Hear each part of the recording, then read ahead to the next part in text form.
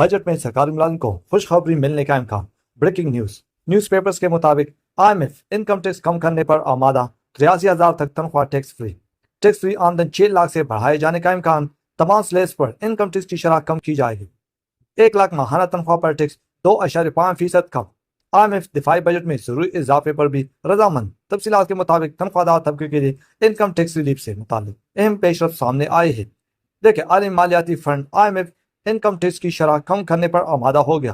Report کے مطابق ذرائع کا کہنا ہے کہ تمام سلیبس پر انکم ٹیکس کی شرح میں کمی کا امکان ہے۔ انکم ٹیکس ایکٹ کی شکل 129 میں ترمیم زیر غور ہے۔ سالانہ ٹیکس فری آمدن کی حد 6 لاکھ سے بڑھائی جا سکتی ہے۔ ذرائع کا کہنا ہے کہ ماہانہ 83,000 روپے تنخواہ ٹیکس فری کرنے پر اتفاق ہوا ہے۔ 1 لاکھ روپے ماہانہ تنخواہ پر ٹیکس 5% سے کم ہو کر 2.5% ہونے کا امکان ہے۔ ذرائع نے کہا کہ 1,83,000 روپے پر انکم ٹیکس 15% سے کم ہو کر 12.5% ہو سکتا ہے۔